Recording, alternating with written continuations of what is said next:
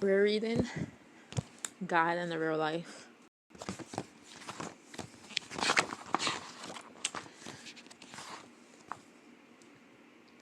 The questions of life. So, some questions matter a lot, but they're not too tough to answer. So, is it safe to drive 90 miles in a 25-mile zone? Obviously not. But there's a big consequences if you don't know that when you're behind the wheel. Other questions are tough to answer, but you don't matter. The other questions are tough to answer, but don't matter much. So, do you know the square root of 983,297? It's a tough question, but not life-changing if you don't get that one right. Unless you're trying to get into the MIT, then you better get studying quick. But the questions in this pamphlet are both tough and they matter. They matter because they're questions that impact your life. They're about God, good and evil, faith, justice, pain, relationships, love and life, and death. They're tough because the answers may not be obvious and not everyone agrees on how to answer them. In these pages, you'll find new ways of thinking about these tough issues to help you sort out what's real from what's not. What follows questions? These are common questions you may have heard people ask or have wondered about yourself, or someone has used these questions to challenge your beliefs. So,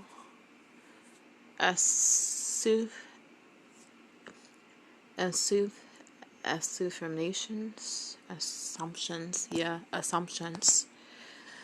Assumptions behind the questions are assumptions that people hold either consciously or unconsciously. Assumptions are beliefs that people pick up from movies, friends, family, school, books, or anywhere in life.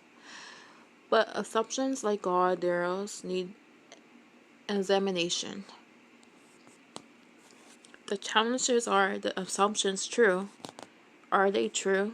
Challenging assumptions helps us understand our own beliefs and see things from another point of view. And some assumptions are wrong, which can lead to wrong conclusions. If you discover your assumptions don't correspond to the facts, then it may be time to change them. So think about it. If God exists, what does this mean for your life? And if He has shown Himself, what is He like and what is He saying to you? The question is, number one, does it even matter what I believe? Of course it does. Assumption. Beliefs don't matter. The only thing that counts is getting what you want out of life. As long as you are happy, it doesn't matter that you believe, which is a false assumption. The challenge to that saying is, suppose you see the sports car of your dreams in mint condition online. You're so excited and you use all the money you have saved to buy that car. But when you get the car, you find out the engine is busted, the tires are flat, and the body is rusting all over the place. You are a fraud victim. You intentionally believe that the car was in great condition, but you didn't see for yourself. If your beliefs about were true, what you believed about the car determined what you did with your money. Same thing with your life. What you believe about life and the world and what you live determines how you live your life and what you do with your future. It's important to take a close look at your beliefs to see if they're the real deal. Nobody wants to spend his or her life on something that isn't real. Life is much more than a sports car or cell phones or fashion trends or video games. Advertisements promise you a popular and fun life if only you buy their product. But deep down, everyone wants this something more out of life. We want our lives to have significance and to count for something. It might have been fun buying a sports car, but it wasn't worth it in the end. Beliefs don't really work if they're false. and leading you down a wrong path. And the more important the issue, then the more danger there is in believing something that is false.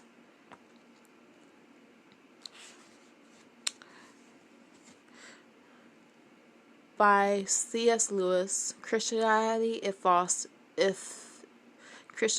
if false is of no importance, and if true, of infinite importance.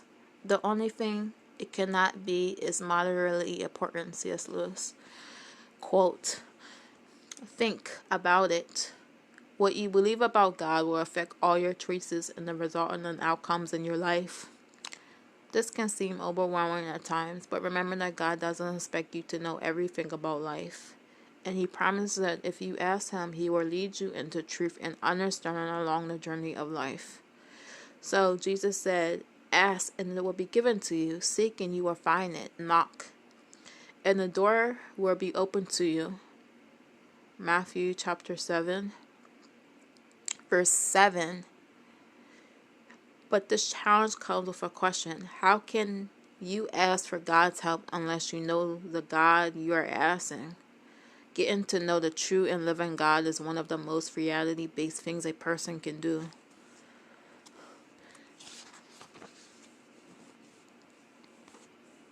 The question number 2, assumption.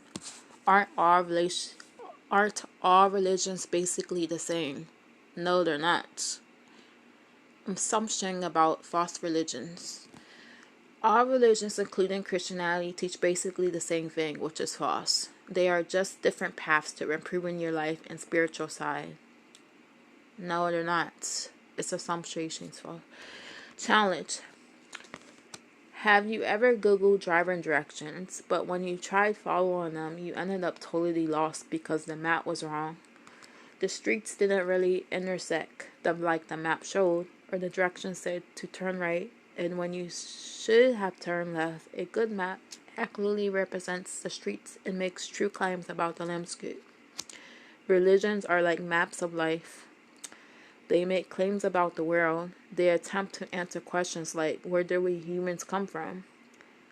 Why is the world the way it is now? And how do we fix it? Where are we going when this life is over?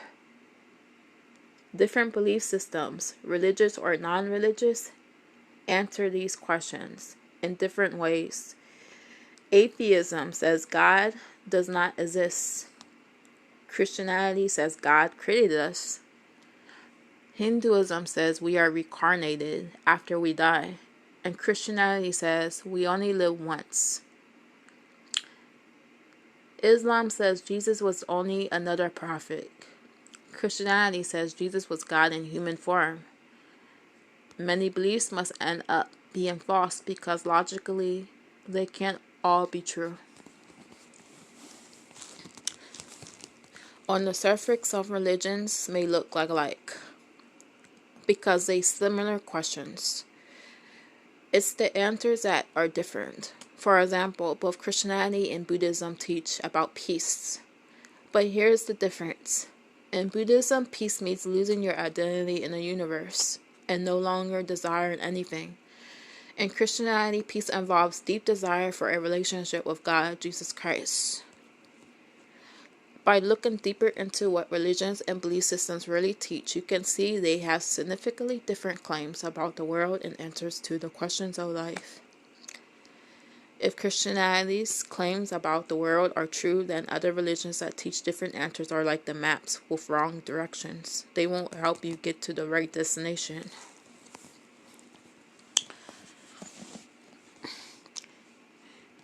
Think about it. Jesus was unlike any other religious leader. He not only claimed to show the way to God, he claimed to be the only way. He said, I am the way and the truth and the life. No one comes to the Father except through me. John chapter 14, verse 6. God has revealed himself in person in Jesus Christ. He has invited the human race into a relationship with him in order to know the truth about religion, the accurate map to him.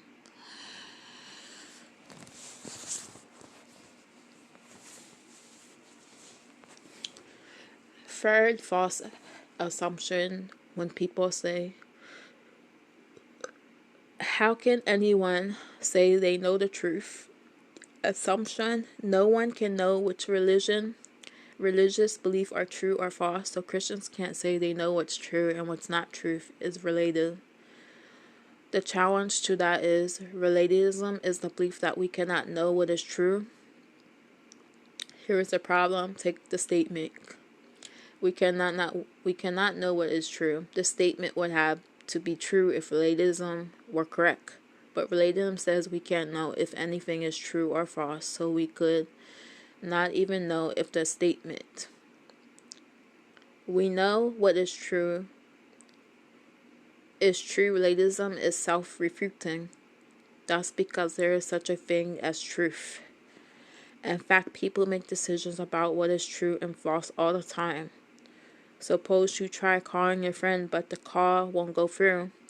What best explains this? Since you're inside a building, maybe you're in a dead zone. Since you dropped your phone down the stairs earlier, maybe it's broken. You get the point. We make decisions about what to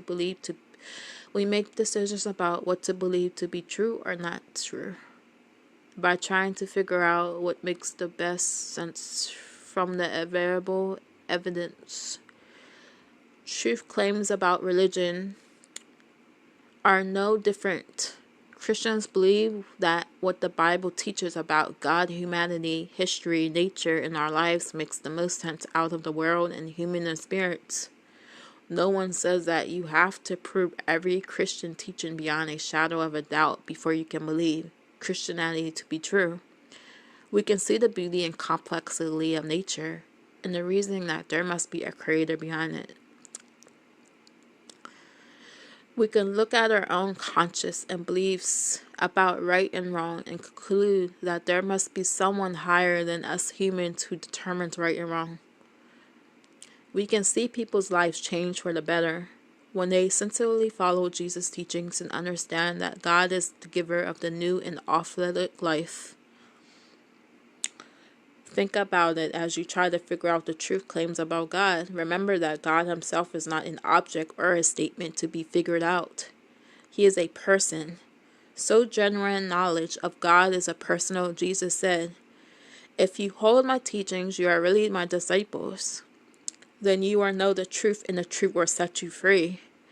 John chapter 8, verse 31, verse 32. Becoming a disciple, that's a learner and a follower of Jesus, is the way to knowing the truth that brings freedom. Knowing God is more than figuring out a list of truth claims. It's about getting to know God himself through Jesus.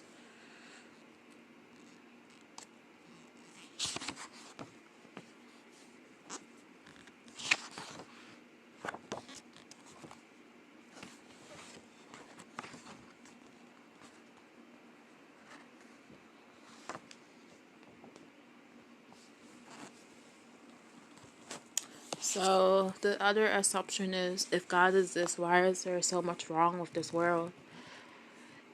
So the assumption that people sometimes make is a good God wouldn't cause terrible things to happen, because evil things do happen. God must not exist, they say.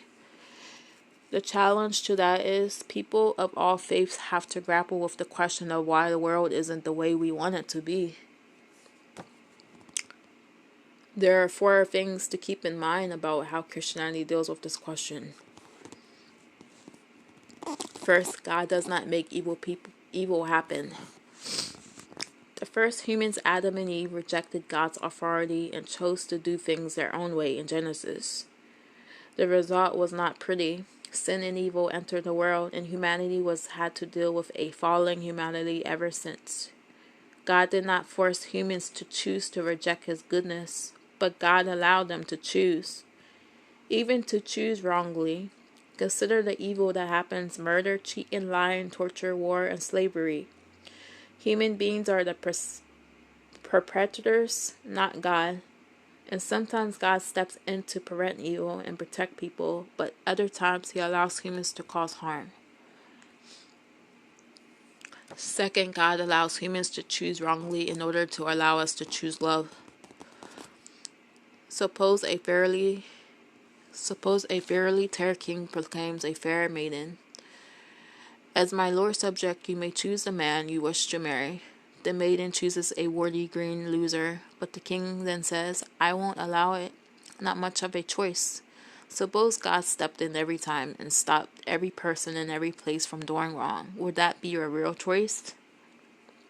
Not really, because no one could choose anything but what's good. Choosing to do what is good involves choosing to do what is loving. To be able to choose love means that one could also choose not to love. God wants us to freely love Him and others. A love that is not choosing freely is not really love at all. Free beliefs in evil presupposes God's existence. When someone says that God cannot exist because evil things happen, he or she is assuming that evil does exist. And most people today would say that slavery is an evil institution. It's an injustice, it's wrong.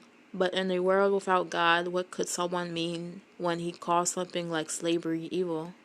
Is slavery wrong simply because many people don't like it? Is it wrong because some government passed a law forbidding it? No, slavery would still be wrong even if most people were to say it was okay. So slavery was wrong when governments declared it legal, and it still be wrong even if every government made it illegal. And when people say something is good or evil, they are appealing to a standard of right and wrong that's higher than any human law.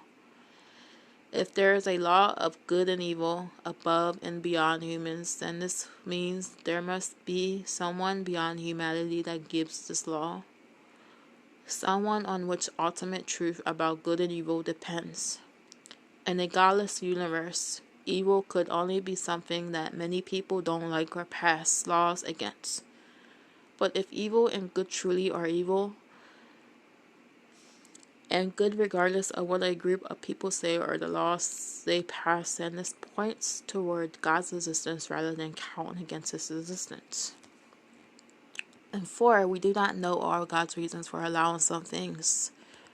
Consider the enormity and the complexity of the universe compared to our knowledge of it. With significant progress, we may think we know a lot, but compared to the intricate workings of the nuclear level and to the billions of galaxies yet to be explored, our understanding is relatively small.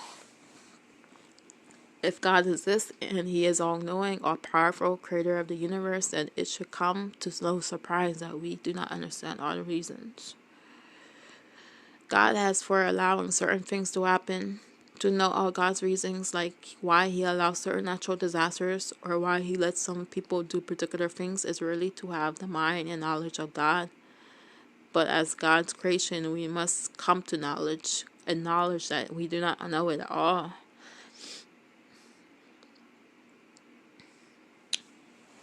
The scripture in Isaiah says, God's thoughts are higher than ours.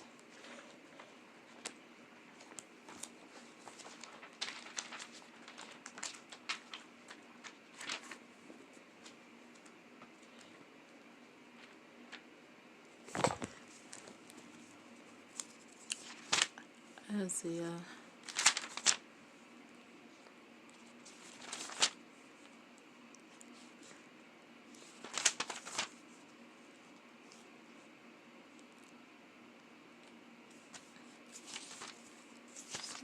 Isaiah.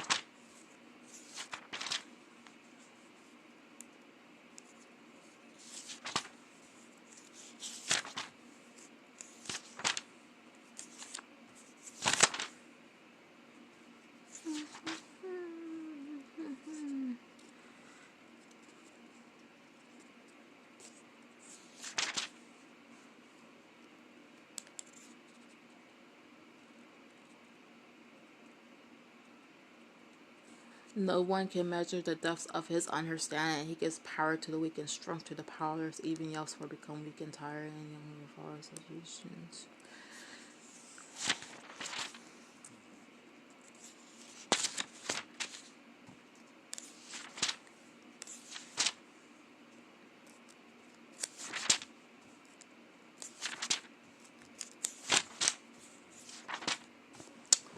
So,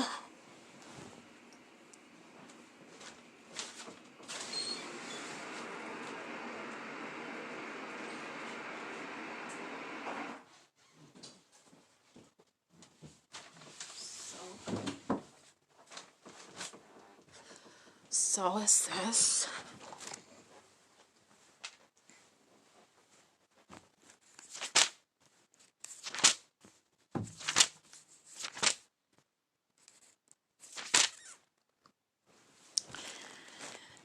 unlike the objects of science, we cannot put God under a microscope or create a better computer program to understand Him. God is a person, not an object. We can know how a clock works by taking it apart and analyzing it, but to really know a person, we need a relationship. And a relationship requires trust. Trust in the other.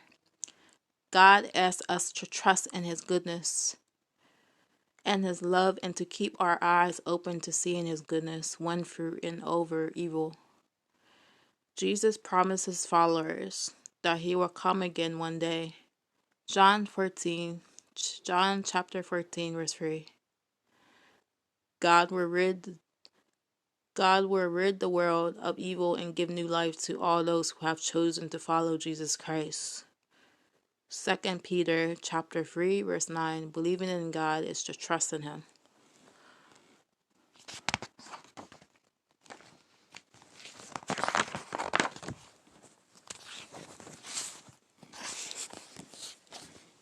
Another assumption. How can Christianity be true when Christians have caused so much injustice? The assumption the Christian church has abused, enslaved, and killed people throughout history. This means Christianity cannot be right, they say, which is false. The challenge to that: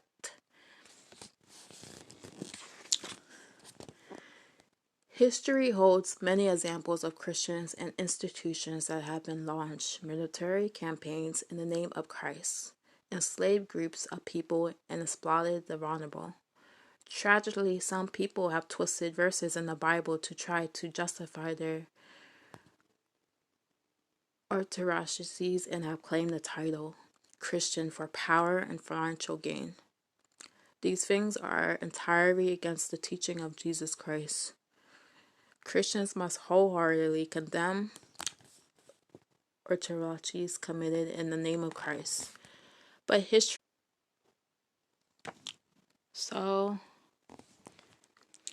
Christians and organizations help millions of people worldwide by stopping injustice, bringing food and aid after natural disasters, and working to end extreme poverty.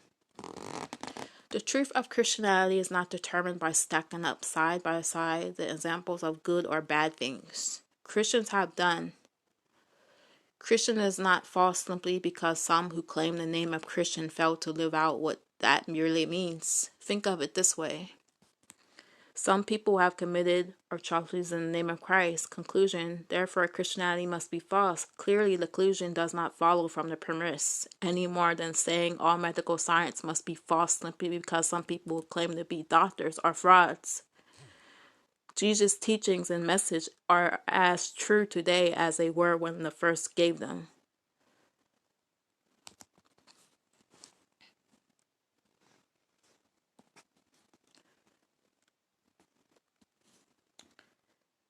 Jesus described his ministry on earth by saying, "The Spirit of the Lord is on me, because He has anointed me to preach the good news to the poor. He has sent me to proclaim the freedom for the prisoners and recovery of the sight for the blind, to release the oppressed." Luke chapter 4, verse 18. As followers of Jesus, every one of us is called to follow in Jesus' footsteps and be part of God's plan to bring good news to the poor and those in need and to rescue the lost of oppressed and oppressed.